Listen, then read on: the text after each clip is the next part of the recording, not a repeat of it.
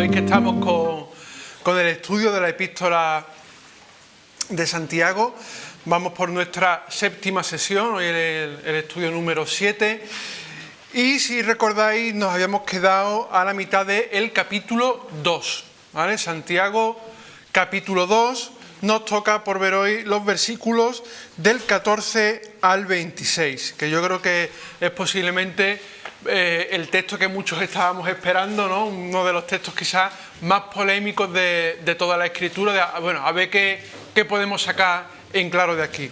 Así que si os parece lo leemos, nos situamos un poquito en el contexto, tanto del inmediato como del general de la carta, y vemos a ver por dónde van los tiros. Santiago, capítulo 2, versículo 14. Hermanos míos, ¿de qué aprovechará si alguno dice que tiene fe y no tiene obras? ¿Podrá la fe salvarle? Y si un hermano o una hermana están desnudos y tienen necesidad de mantenimiento de cada día, y alguno de vosotros le dice, id en paz, calentaos y saciaos, pero no le dais las cosas que son necesarias para el cuerpo, ¿de qué aprovecha? Así también la fe, si no tiene obras, es muerta en sí misma. Pero alguno dirá, tú tienes fe y yo tengo obras. Muéstrame tu fe sin tus obras y yo te mostraré mi fe por mis obras. Tú crees que Dios es uno, bien haces. También los demonios creen y tiemblan. Mas ¿quieres saber, hombre vano, que la fe sin obras es muerta? ¿No fue justificado por las obras Abraham, nuestro padre, cuando ofreció a su hijo Isaac sobre el altar? ¿No ves que la fe actuó juntamente con sus obras y que la fe se perfeccionó por las obras? Y se cumplió la escritura que dice, Abraham creyó a Dios y le fue contado por justicia, y fue llamado amigo de Dios. Vosotros veis, pues, que el hombre es justificado por las obras y no solamente por la fe. Asimismo, también Rahab la ramera no fue justificada por las obras cuando recibió a los mensajeros y los envió por otro camino. Porque como el cuerpo sin espíritu está muerto, así también la fe sin obras está muerta. Que a Santiago lo que le gustaba liar la cosa, ¿verdad? Parece que se sale de la tónica del Nuevo Testamento y él sale por la tangente y dice lo que le da la gana, o no dice lo que le da la gana. Bueno, ¿cuál es el contexto que hemos estado viendo hasta ahora? ¿Vale? Y hay cosas que yo creo que si hemos estado atentos y hemos ido atando cabo, uniendo los puntitos, ¿no? Los dibujitos todos los niños que van uniendo el 1 con el 2, el 3 con el 4, y al principio parece una maraña de puntos y de números, pero cuando unimos todo esto, ostras, ¿no? Pues resulta que era una manzana o un frutero, ¿vale? Y nos hacemos un poco más la idea general. Pues si hemos unido puntos, quizá este pasaje que a veces pensamos que contradice a todo el Nuevo Testamento, especialmente a Pablo, porque casi siempre que enfrentamos a Santiago lo enfrentamos con Pablo, no sé por qué, parece que hemos creado ahí una animadversión entre los dos cuando no vemos eso en ninguna parte de la Escritura, pero siempre lo contraponemos con Pablo. ¿Por qué? Evidentemente, Efesios capítulo 2, porque por gracia sois salvos por medio de la fe, y esto no es por obras para que nadie se gloríe. Claro, eso no lo sabemos de memoria. Y ahora llegamos aquí a Santiago y dice, porque como el cuerpo sin espíritu está muerto, así también la fe sin obras está muerta. Uno dice, ¿cómo encaja esto con lo que Pablo y en general el Nuevo Testamento nos está enseñando? Bueno, ¿a quién le estaba escribiendo? Recordamos el contexto, estaba escribiendo a judíos conversos, ¿vale? Principalmente el foco, los destinatarios principales de esta epístola de Santiago eran judíos educados en la ley, conversos, y de hecho ya Santiago menciona varias veces la ley en la epístola, y él contraponía la ley con la ley de la libertad, ¿vale? Y él ya mismo va contraponiendo lo que era la ley clásica, lo que ellos conocían, con esa ley de la libertad que había cambiado un poco la concepción que ellos tenían. Y habíamos dicho que era una epístola principalmente práctica, muy pragmática, muy de mentalidad semítica, de esto es lo que tienes que hacer, así tienes que actuar, así tienes que conducirte, cosas prácticas, cosas claras, instrucciones claritas, que sepamos qué es lo que a lo que tenemos que atenernos. Estábamos hablando también en el capítulo anterior de la acepción de personas, y eso es interesante para entender cuál es el contexto de este capítulo. Él hablaba de la acepción de personas, decía, si viene uno con ropa tal, lo sentáis al final, y viene uno con rico y lo sentáis al principio, no estáis haciendo acepción de personas. Dios no actúa así, dice, Dios actúa igual para todo el mundo. Esta acepción de persona no tiene sentido. Y hablando de eso, en los versículos 12 y 13, con los que terminamos la vez anterior, decía, así hablad y así haced, como los que habéis de ser juzgados por la ley de la libertad. Hablaba de hablar y de hacer, de teoría, pero también de práctica. Y decía, tienes que hablar y tienes que hacer según la ley de la libertad, ¿vale? Y la ley de la libertad viene por Cristo. Sé porque juicio sin misericordia se hará con aquel que no hiciere misericordia, y la misericordia triunfa sobre el juicio. Es decir, que el propio Santiago nos está hablando de la ley de la libertad y de la misericordia que triunfa sobre el juicio. Santiago tiene clara que la salvación viene por la fe. Y todo lo que hemos visto hasta ahora nos habla de eso. Él mismo decía, cuando empezaba el capítulo 2, hermanos míos, que vuestra fe en nuestro glorioso Señor de Jesucristo sea sin acepción de personas, vuestra fe en Jesucristo. Siempre va por delante. Pero claro, ahora nos planta aquí una serie de versículos que si los sacamos de contexto, y de esto hemos hablado ya infinidad de veces, la importancia del contexto, tanto el inmediato como el general de la palabra, cuando uno lo saca de ese contexto inmediato, del contexto general, evidentemente nos puede chocar. Pero si tenemos en cuenta lo que hemos visto ahora sobre la ley de la libertad, sobre la misericordia por encima del juicio, sobre cómo manifestar la fe en Jesucristo en nuestro contacto diario, en nuestro andar diario con los demás, y que ese andar diario tiene que ser el reflejo de la fe que decimos profesar, yo creo que tiene mucho más sentido, o por lo menos se entiende mucho mejor estos versículos que acabamos de leer. Si los leemos solos suena raro, si los leemos en el contexto de todo lo que hemos visto y unimos estos puntitos, como decíamos, creo que tiene más lógica. Pero aún así vamos a pararnos un poquito a hablar de esto. Mira, hay una cosa que me parece fundamental y es una palabra que generalmente pasamos por alto. ¿Recordad cuando estudiábamos Apocalipsis que decíamos que a veces los árboles no nos dejan ver el bosque? Y decíamos que los árboles eran esos pasajes tan espectaculares, tan grandilocuentes, que saltábamos un montón, nos centrábamos en ellos y nos hacían perder la perspectiva general del libro, que era una perspectiva cristocéntrica. Claro, llegábamos a Apocalipsis 13, la bestia que surge del mar, la bestia que surge de la tierra y las naciones y no sé qué. Y era como, ¿esto qué, esto qué, esto qué? Y nos centrábamos en eso. Y eso a veces nos hacía perder la perspectiva de qué está hablando. Está hablando de juicios, está hablando de la segunda venida en gloria y de la preeminencia de Cristo que vendrá para reinar. Eso es un pasaje que está ahí y que no le da sentido al libro.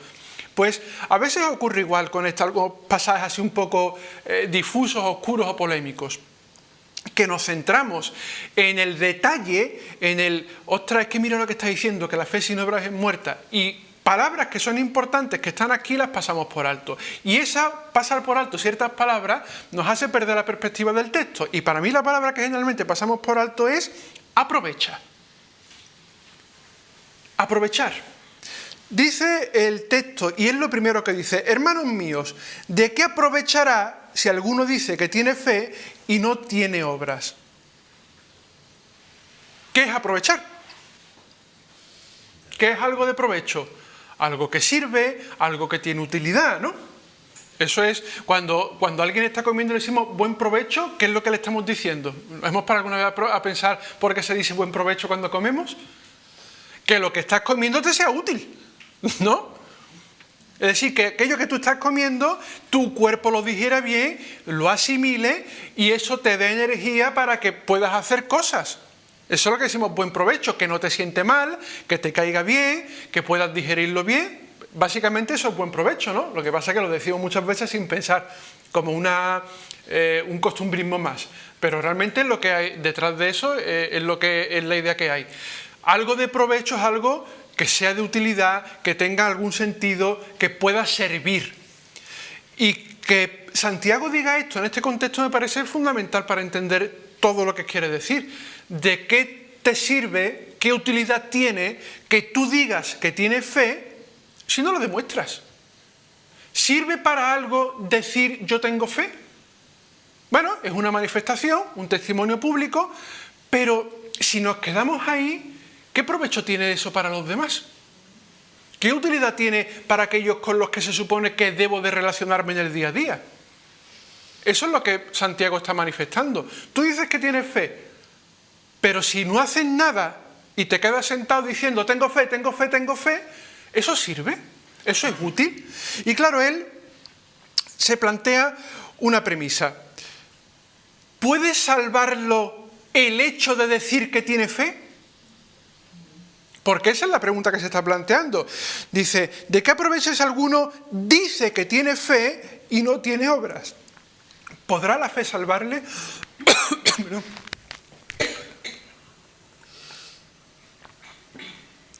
Me acordaba que tenía esto enganchado. ¿De qué aprovecha si alguno dice? Esa es la clave. Si alguno dice que tiene fe, pero no hace nada, ¿podrá el hecho de decir que tiene fe salvarlo?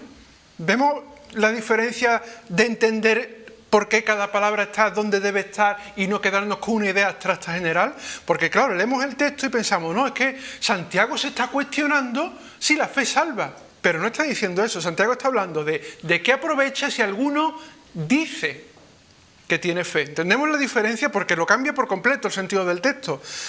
¿De qué aprovecha si alguno dice que tiene fe y no tiene obras? ¿Podrá la fe salvarlo? De otra manera, la premisa es, yo digo que tengo fe. Decir, el mero hecho de decir que tengo fe, ¿eso puede salvarme? Evidentemente eso sabemos que no es así, ¿vale? Pero Santiago ahonda en el texto, porque claro, uno dirá, bueno, sí, eso es fácil de decir, pero en el día a día, ¿cómo podemos comprobar esto? ¿Cómo podemos manifestar esto? Mira, pensemos que estaba escribiendo también como hemos dicho antes, a judíos conversos. Judíos que se han criado con la ley y que llevaban la ley a rajatabla, o que se les había enseñado que tenían que llevar la ley a rajatabla, aunque sabemos que después esto no era así. Recordamos los enfrentamientos que Jesús tenía con los escribas y con los fariseos, ¿verdad? Aquellos que más guardaban la ley, aquellos que más tal, y sin embargo eran las que más los que levantaban de puertas para adentro. Y Jesús los enfrentaba muchas veces por eso. No es raro que cuando estamos educados en algo y hay un hecho en nuestra vida que cambia nuestra concepción, pasemos del blanco al negro, pasemos de estar aquí a estar allí. Y puede ser que aquellos que estaban educados en la ley, en hacer la ley, en cumplir la ley, cuando ahora se les habla de la ley de la libertad, a veces pasaran a todo lo contrario. Bueno, pues ahora como la salvación es por fe, no tengo que hacer absolutamente nada. Y a veces caemos muchos en estos contrastes, a veces nos pasa. Y yo creo que los que venimos de un contexto católico podemos entender mucho mejor esta visión del judío converso. Se nos ha educado de una manera, conocemos lo que la palabra dice y a veces de manera inconsciente nos vamos a todo lo contrario.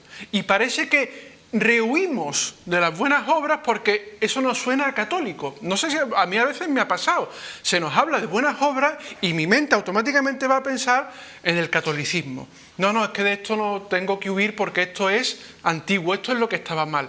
Y sin embargo lo que la palabra nos enseña no es eso. Es que es un conjunto. Y eso no influye en cuál es el medio de salvación. Tenemos que diferenciar cómo se obtiene la salvación y cómo se manifiesta esa salvación en nuestras vidas. Y creo que este texto ilustra muy bien eso.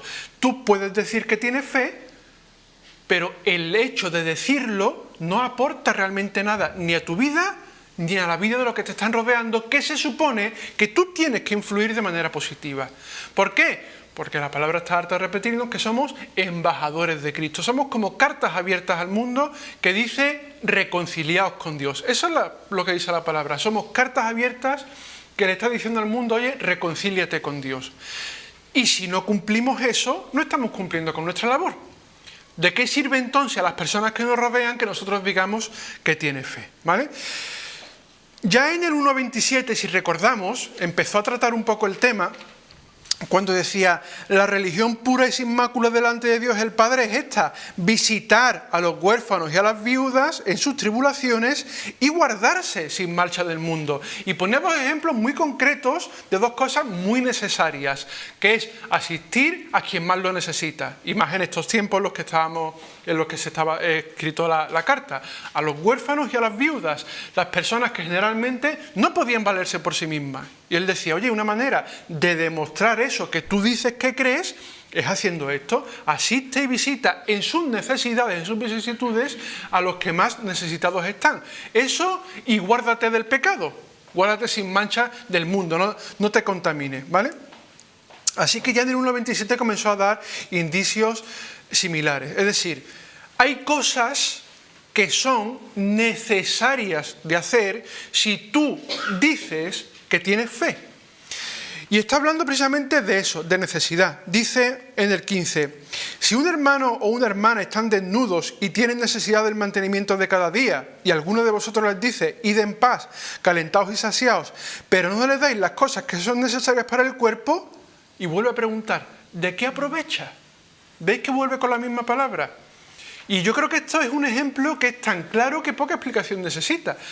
Claro, se ha ido al extremo. Yo no creo que conozcamos a nadie que ande desnudo porque no tiene ni siquiera para ropa, ¿no? Fijaros que él dice, conoce a un hermano o una hermana, están desnudos y tienen necesidad del mantenimiento de cada día.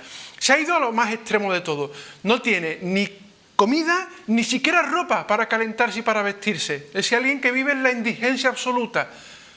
Alguien que realmente lo vemos y sin duda digamos, esta persona está necesitada. Y esa es la clave. Habla de necesidades. Y él dice, si tú ves a alguien que sabes a ciencia cierta que está necesitado y lo que les das son palabras de buen ánimo, ¿las palabras de buen ánimo están mal? No.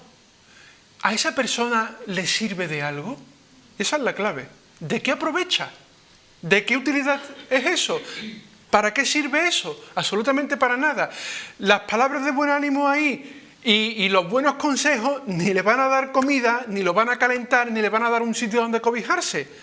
Y Santiago dice, tú le dices, vete, caliéntate y come y sáciate, pero no lo ayuda. ¿De qué le sirve a esa persona? ¿De qué provecho le sirve? Absolutamente de nada. Y es interesante porque estamos hablando de cosas que son absolutamente necesarias y cosas que podemos ver. Si yo estoy viendo algo y no estoy actuando, o mi actuación se limita a dar consejos espirituales o consejos morales, a esa persona pero no le sirve de nada. No le sirve absolutamente de nada. Y por mucho que le podamos decir a esa persona, hasta que no esté caliente y comida, seguramente lo que le digamos le va a importar un comino. ¿Por qué? Porque la necesidad primaria ahí va a tener preferencia. Ahí va a tener un peso mucho más grande que las palabras que nosotros podamos decirle. Y esto no es algo que sea nuevo. Es que Jesús actuaba así. ¿O no nos acordamos del milagro de los panes y los peces? ¿Qué pasó? Había una multitud enorme allí, se hizo tarde y los discípulos decían, mira, es tarde un montón, vamos a enviarlo a sus casas porque ya es que la gente está cansada, tiene hambre, no ha comido en todo el día. ¿Os imagináis si Jesús hubiera dicho, venga, iros a vuestras casas, calentaos y saciaos? A que hubiera quedado aquello un poco descafeinado. Jesús, sin embargo, dice, ¿hay algo de comer por ahí? Mira, hay unos panes y unos peces y tal y cual, repartirlos entre todos. Es que son un montón, son como, no, repartirlos. Y los panes empiezan a multiplicarse y los peces empiezan a multiplicarse y dice que sobraron como 12 cestas, si no recuerdo mal, llenas de los restos que habían sobrado.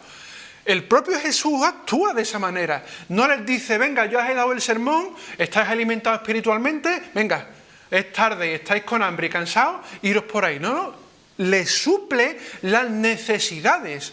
Y esa es la clave, las necesidades. No es decirle, venga, como no tienes para dormir, te vamos a construir un chalet en la playa, ¿vale? Que a veces nos vamos al extremo opuesto. Hay que poner las cosas en su contexto, es suplir la necesidad. Y no estamos hablando de que tengamos por ahí que ir buscando necesidades que suplir. Estamos hablando de enmarcar las cosas en su justa medida. Y que si yo sé que alguien tiene una necesidad, los buenos consejos se van a quedar en palabras vacías. ¿Está bien dar testimonio de tu fe? Evidentemente, porque la fe es lo que cambia el corazón de la persona, es lo que hace que tú puedas conocer a Cristo. Pero si una persona tiene una necesidad primaria, y el caso que pone Santiago es palmario, es que no tiene ni comida ni ropa, que van desnudos, o sea, fijaros el caso, ¿no? Si van desnudos y tú no eres capaz de darle ni siquiera una mantita para que se tape, ¿qué fe dices tú que estás profesando? Si aquel en que tú dices que cree dio el ejemplo exacto dando de comer a las multitudes, no dejó que se fueran sin comer. Y esto no es algo que Santiago se invente, es que en el famoso texto de Efesios 2, que todos esgrimimos como de defensa de la fe, si nos vamos a Efesios 2, ¿vale? Y esto es lo típico, que cogemos un texto y leemos siempre la parte que nos interesa, lo sacamos de su contexto. Pero si leemos un poquito más adelante, dice, en el 2.8, Dice, porque por gracia sois salvos por medio de la fe, y esto no es de vosotros, pues es don de Dios, no por obras para que nadie se gloríe. Hasta aquí bien, ¿verdad? Y todo el mundo dice, ¿ve? La salvación es por fe, y no es por obra, y no es mérito nuestro. Y yo digo amén, y es verdad. Pero ¿qué dice en el 10, que nos lo saltamos generalmente? Porque somos hechura suya, ¿de quién? De Cristo, ¿vale? El ejemplo siempre tiene que ser Cristo, tanto en palabra como en obra. Dice, creados en Cristo Jesús, ¿para qué? Para buenas obras. Creados en Cristo Jesús para buenas obras, las cuales Dios preparó de antemano para que anduviésemos en ellas. ¿Y qué significa andar en buenas obras? Vamos a poner un ejemplo que ya hemos estudiado. ¿Nos acordamos cuando estudiamos Génesis a Isaac con los pozos? ¿Qué pasó? A él lo echan del reino de Abimelech, si no recuerdo mal, ¿era?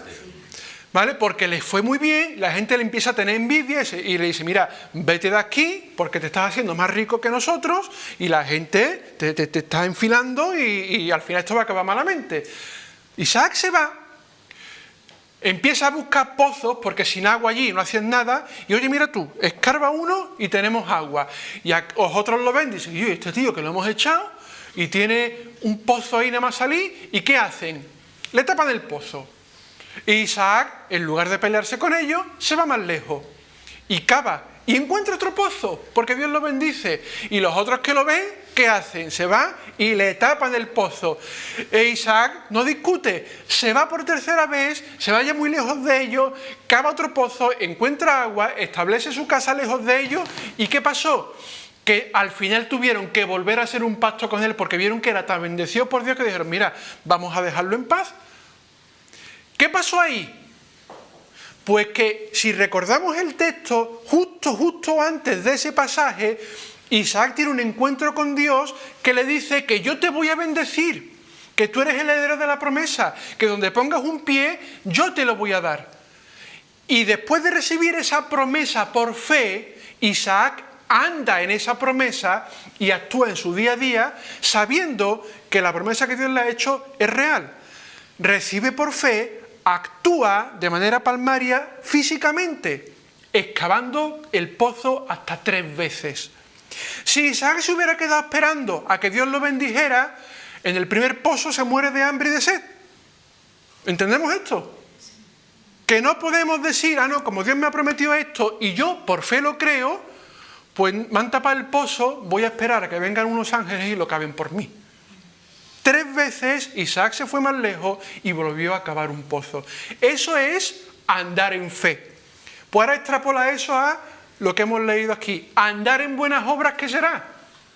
Pues en el día a día buscar aquellas situaciones que Dios te va a poner para que manifiestes tu fe de una manera activa. Y que Pablo diga esto justo en el mismo texto en el que te está diciendo que la salvación es por fe, no por obras, para que nadie se gloríe, pues es un regalo de Dios. Oye, que es que hasta Pablo sabía que una cosa sin la otra no puede ir, que tú eres salvo por fe, esto no es mérito tuyo, no es por obras, es un regalo que Dios te ha hecho, pero tienes que ser imitador de Cristo y Cristo trabajó, vamos que sí trabajó. Nos hemos parado a pensar, yo hubiera sido de los evangelios, si llegara el momento de la cruz, Jesús hubiera dicho, yo ya he explicado bastante cómo es el reino de los cielos, hasta aquí llego. ¿Nos imaginamos qué hubiera pasado? Llega la cruz, esto ya es demasiado. Yo ya he explicado muchísimo, me he hartado de dar lecciones aquí, todo el mundo se ha hecho ya un experto en que el reino de los cielos ha venido y se ha manifestado entre ellos. Ya está, ya no es necesario morir en la cruz y resucitar al tercer día. ¿A que no hubiera sido igual? La cruz es una obra palpable. Jesús no se quedó en teoría. Jesús no dijo, derribad el templo y en 3 días lo levantaré y lo dejó en teoría. Lo llevó a la práctica. Se subió a la cruz, se subió al madero, lo bajaron muerto y al tercer día resucitó. Práctica, obra. Y abrió el velo de manera literal, no solo figurada. De manera literal, el velo se arrancó en dos, se abrió en dos. Algo palpable, algo que todo el mundo pudo ver. Y que fuera levantado en un monte es porque se le vio desde lejos. Una obra palpable, visible. Pues exactamente eso es lo que nos dice la palabra.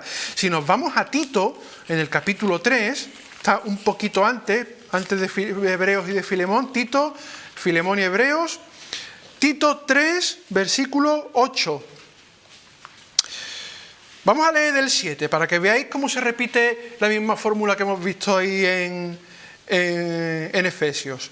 Para que justificados por su gracia viniésemos a ser herederos conforme a la esperanza de vida eterna. Justificados por gracia, por fe, un regalo. Pero dice ahora, palabra fiel es esta, y en estas cosas quiero que insistas con firmeza.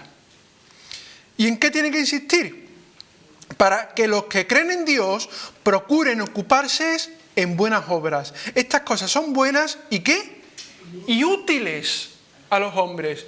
Oye, a ver si Santiago y Pablo no iban tan desencaminados, ¿eh? A ver si resulta que están hablando exactamente de lo mismo y hemos cogido un texto, lo hemos sacado por completo del contexto para crear un cisma y una división. Porque que usen la misma palabra, provecho o utilidad, no puede ser casualidad, si entendemos que los dos están hablando inspirados por el Espíritu Santo.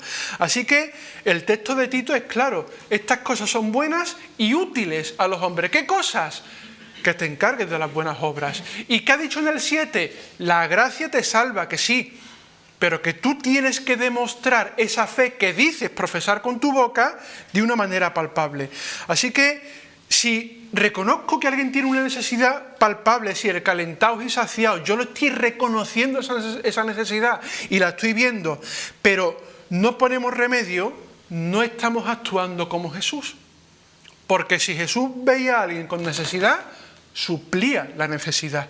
Y en los evangelios lo vemos. Y si, como dice el texto, somos hechura suya y estamos hechos para que andemos en esas buenas obras que estaban predestinadas ya para nosotros desde antes, pues no estoy imitando a Jesús si no estoy haciendo eso. Y repito que, oye, el apoyo espiritual, la oración, las buenas palabras también son necesarias, ¿vale? Que es que a veces nos gusta pasar de un extremo al otro. No significa que tenga que hacer una cosa u otra. Esa es la cuestión, que tenemos que hacer las dos cosas. Pero las buenas palabras, el apoyo emocional y la oración, aunque son necesarias, no sustituyen lo palpable, lo físico. Porque a lo mejor esto va a sonar feo, pero con oraciones no se come. Con oraciones no se quita el frío. Con oraciones a veces el dolor no va a pasar. ¿Es necesario? Sí, pero que lo otro también. No podemos desvincular una cosa de la otra. ¿Por qué? Porque la fe es algo mental, es algo que va por dentro. La profesión de fe es algo que va por dentro. O como mucho que lo exteriorizo de manera verbal, verbalizándolo. Yo creo, y es fundamental, y la palabra te dice que si confesares con tu boca que Jesús es el Señor y que Dios le levantó de los muertos, serás salvo. La confesión de fe es fundamental. Esto no podemos perderlo de vista, ¿vale? Repito, que no podemos decir ahora, bueno, pues vamos a quitar todo lo anterior. No. La profesión de fe es fundamental. Pero es eso, a veces se queda en algo mental, en algo interior, en algo que como mucho exteriorizo verbalmente. Y lo que la palabra nos está diciendo aquí es que tú tienes que demostrar de una manera fehaciente eso que está en tu interior. Porque la fe no se ve. El que nos ve desde fuera, si nos ve callados y quietos y sentados, no va a notar diferencia alguna con alguien que no sea cristiano. Es que no se nota. Es que cuando profesamos nuestra fe en Cristo, no nos sale un arito en la cabeza y nos salen alas. Yo creo que esto es fácil de entender, ¿no? Y lo que está diciendo Santiago es, tú dices que tienes fe, me parece estupendo, pero ¿de qué sirve que tú digas para los demás? ¿Qué aprovecha? ¿Qué utilidad tiene? Si tú estás viendo la necesidad y no la suples. Y yo creo que, para mí, lo que Santiago está haciendo aquí es llevar esto a la hipérbole, es decir, llevarlo a lo exagerado para que se entienda. ¿Sabéis lo que es la reducción al absurdo? Cuando alguien te viene con una idea que es tan rocambolesca que para que entienda el error al que estás cometido tú se lo reduces a lo más absurdo y lo más estúpido posible para que la persona diga, ostras, es verdad, suena tonto. Pues esto es lo contrario, esto es llevarlo, la hipérbole es lo hiperexagerado, ¿vale? Y Santiago dice, si alguien viera a alguien desnudo, ¿no lo taparía? Si alguien ve que un hermano se está muriendo de hambre, ¿no compartiría el trozo de pan? Es algo lógico, ¿verdad? Pues exactamente eso es lo que está haciendo Santiago. Si mira, es tan simple como esto, como si hay necesidad, súplela. Es decir, las necesidades no van a ser solo de esta índole. Estamos hablando de que aquí puede entrar cualquier cosa que sea necesaria para las personas que nos rodean. No pensemos ahora que, bueno, las buenas obras es dar una mantita y un caldito al que no. Eso es un ejemplo que Santiago está usando, igual que habló antes, de los más desvalidos, de las viudas y los huérfanos. Algo que todo el mundo entienda que estas personas necesitan ayuda.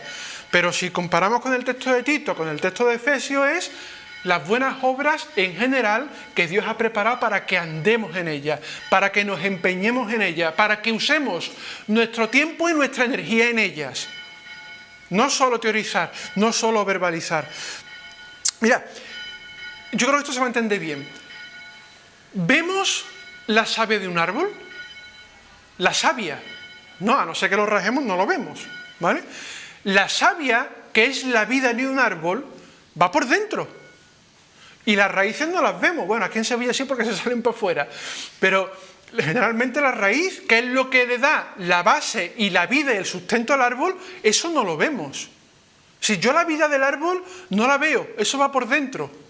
Yo no sé si el árbol tiene savia o tiene raíces profundas y que estén bien nutridas. ¿Sabéis cómo sé si un árbol está sano? Porque da la flor cuando toca y porque da el fruto cuando toca. Por eso lo sé. ¿Y qué hace el agricultor si llega el tiempo de la cosecha y el manzano no da manzanas? Para afuera. ¿Por qué? Porque resulta que por dentro ese árbol está muerto. Y yo no me he dado cuenta hasta que veo que no da fruto. ¿Se entiende así mejor? ¿Por qué Jesús decía, por sus frutos los conoceréis? Señor, en tu nombre hicimos milagros y en tu nombre echamos demonios. ¿Y qué le dijo Jesús? Nunca os conocí, apartados de mí, hacedores de maldad. Muchos me dirán, Señor, Señor. ¿Qué? Me dirán. Que es que yo puedo decir misa, como decimos aquí. Pero que si al final mi vida no da frutos, algo tiene que está pasando ahí. Si el manzano no da manzanas, mala señal. Si el naranjo llega a la época de dar naranja y no da naranja, mala señal. A lo mejor por fuera parece que está muy bien, pero por dentro está muerto, no hay savia, no está fluyendo la vida en él. Pues exactamente es lo que está diciendo Santiago. ¿De qué sirve, de qué aprovecha que tú digas, que tú proclames, que tú anuncias a voz en grito que tienes muchísima fe, como los escribas o los fariseos, que te pongas a orar en las plazas, en las esquinas, que todo el mundo te escuche?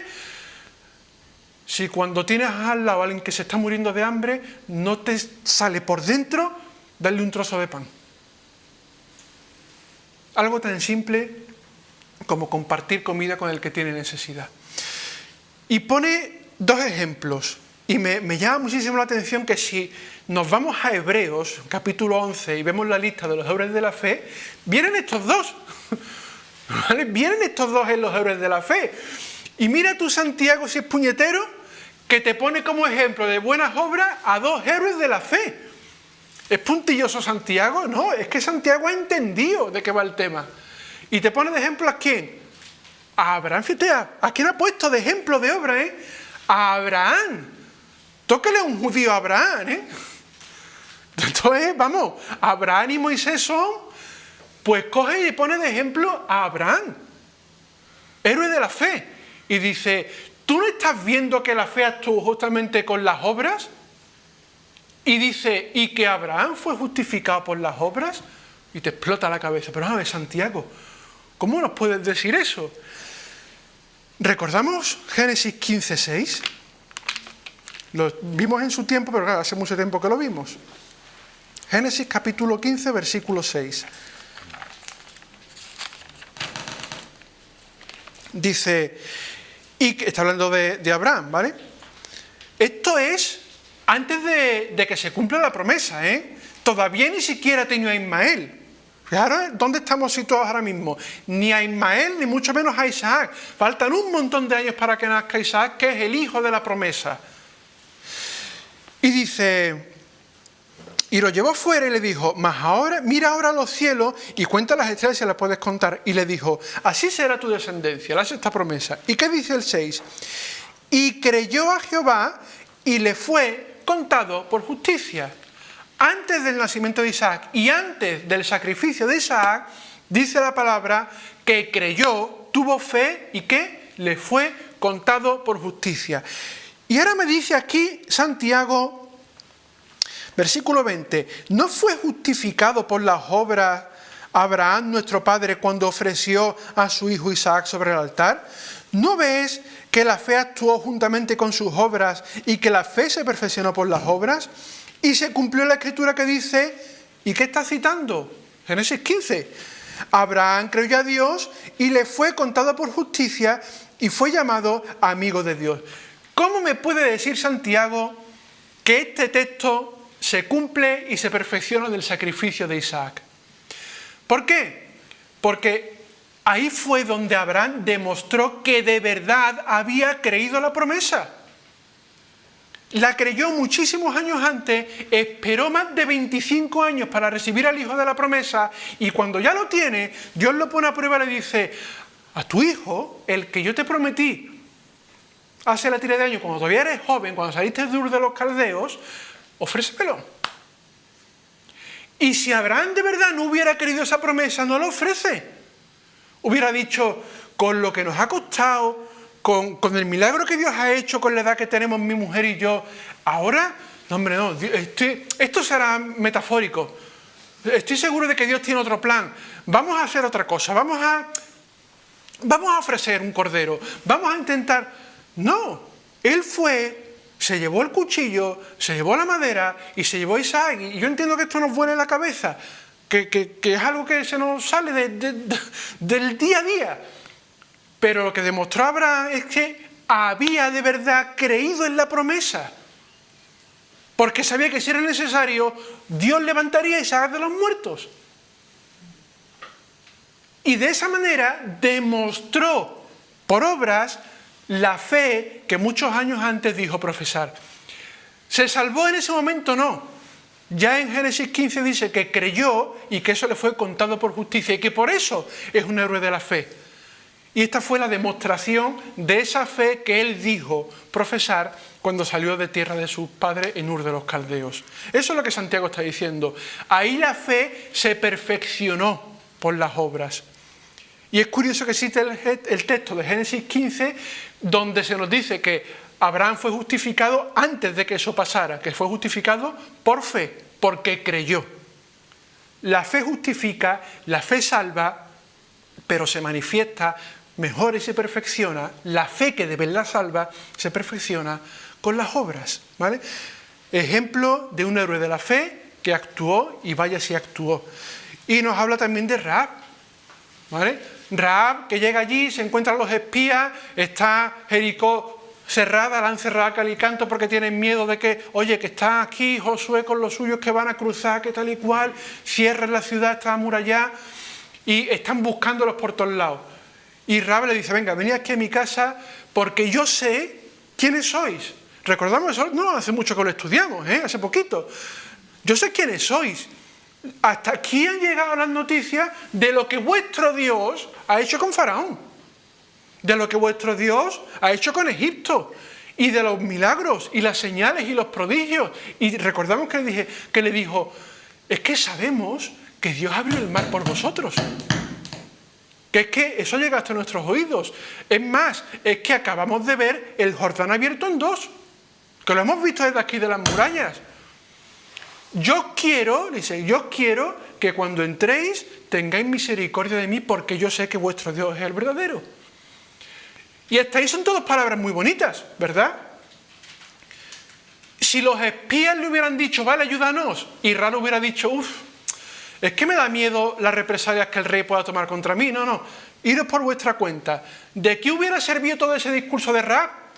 De nada, absolutamente de nada.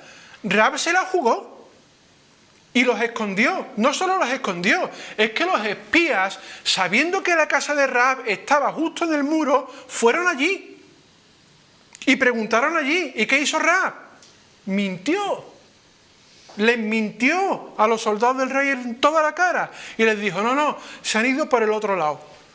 Pensamos que cuando los soldados vinieran e informaran al jefe de la guardia y dijeran: nos dieron esta información, pero no hemos encontrado a nadie, ¿no pondrían el punto de mira sobre Rahab? El discurso de Rahab tiene valor porque se la jugó por los espías, creyendo que el Dios de esos de verdad era el Dios Todopoderoso. Y por eso hizo lo que hizo, porque tuvo más temor de Dios que los soldados y el rey pudieran hacerle. ¿Y qué pasó? Que en el capítulo 11 de Hebreos, ¿quién aparece? Rahab, una heroína de la fe, y que aquí Santiago menciona por sus obras. Dice asimismo también Rahab la ramera: ¿no fue justificada por las obras cuando recibió a los mensajeros y los envió por otro camino? Creyó y actuó en consecuencia de lo que decía que estaba creyendo. Y todos conocemos la historia de Rahab y cómo entra directamente en la genealogía de Jesús, ¿verdad? Lo estudiamos en su momento. Así que se la jugó con los espías por la fe que decía profesar. En resumidas cuentas, sabemos que la salvación es por fe. La palabra nos lo dice, no es por obra nuestra, es por el sacrificio de Jesús en nuestro nombre. Pero la palabra nos dice que la fe sin obras, la fe que se queda solo de boquilla, es muerta. No vale solo teorizar. Si algo me está enseñando la epístola de Santiago, y aquí Dios me ha dado una guanta sin mano, es que quedarnos en la teoría de la palabra es insuficiente. ¿Está diciendo que no hay que estudiar? No. Esa es la cuestión, que a veces nos quedamos muy cortos por un lado o por otro, cuando lo ideal es que nos vengamos arriba con las dos cosas, con la teoría y con la práctica. Y a veces la práctica es lo que más nos cuenta. Teorizar en la palabra y en el conocimiento se queda vacío si no llevamos a cabo eso. ¿Y cómo lo llevo a cabo? Pues como Santiago nos está enseñando, moviéndonos en el día a día, de manera práctica, con los que necesitan, con los que me toco, con los que me rodeo, con vecinos, con amigos, con lo que sea, con aquel que necesite estar ahí. Y esas buenas obras que Dios ha preparado de antemano, vaya usted a saber qué puede ser en la vida de cada uno de nosotros. La cuestión es que si vemos esa necesidad, si la reconocemos, no puedo hacer la vista gorda y taparme de decir: no, yo conozco muy bien la palabra, pero ahora no tengo tiempo, ni ganas, ni energía de hacer eso. Y termino con un ejemplo. Cada vez que hemos visto esto de las obras, nos retrotrae a la imitación a Cristo. Somos hechura suya para que seamos semejantes a Él. Siempre pone el mismo ejemplo. Hemos visto el ejemplo de Jesús de los panes y los peces. Jesús no siempre hizo las cosas por ganas. Y cuando llegó el mayor ejemplo, el momento clave, recordamos la oración del huerto. ¿Qué fue lo primero que dijo Jesús? Si es posible, pase de mí esta copa. Jesús no estaba deseando físicamente el padecimiento. Jesús estaba deseando espiritualmente que llegara el momento, y así se lo dijo a sus discípulos: ¿cuánto he deseado comer con vosotros esta Pascua antes de que padezca? Porque sabía, y así le dice la palabra, que había llegado el momento para el que estaba destinado. Pero físicamente ganas no tenía. Padre, si es posible, pase de mí esta copa, pero que no se haga mi voluntad sino la tuya. Pero lo hizo. A veces no vamos a tener ganas, no nos van a hacer. Pero es que es lo que tenemos que hacer, es lo necesario. Que cuando Jesús me dice que ame a mi enemigo, no significa que me convierta en un oso amoroso con un corazoncito aquí pintado. Que a veces me va a costar amar a mi enemigo, pero que parte de las buenas obras preparadas para que ande en ellas es eso. ¿Y sabéis cómo demuestro que amo a mi enemigo? Porque es muy fácil decirlo, ¿eh? ¿Sabéis cómo lo demuestro? Que cuando mi enemigo tenga necesidad, yo vaya y lo ayude. Que cuando aquel que me ha traicionado tenga un momento de bajón, yo vaya y lo ayude. Que cuando aquel que me ha hecho daño me pida ayuda, yo se la preste. Ahí es donde demuestro que lo que estoy profesando decir se está cumpliendo en mi vida. Y que como el árbol produce el fruto cuando hay que producirlo. ¿Tenemos que seguir estudiando la palabra? Por supuesto. ¿Tenemos que seguir aprendiendo? Por supuesto. ¿La salvación es un regalo de Dios? Por supuesto. ¿Quiero ser un buen imitador de Cristo? Hay que trabajar, hay que moverse, hay que actuar, con ganas o sin ganas. Y como predicar a tiempo y fuera de tiempo. Porque en definitiva, si soy imitador de Cristo, es lo que Cristo nos dejó enseñado, tanto de manera teórica como de manera práctica.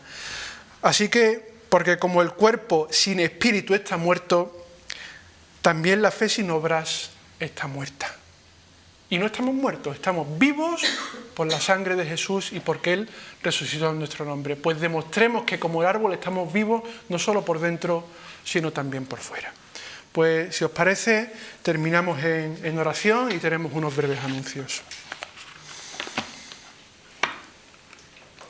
Padre, te damos las gracias por el ejemplo de Jesús, Señor, por su vida.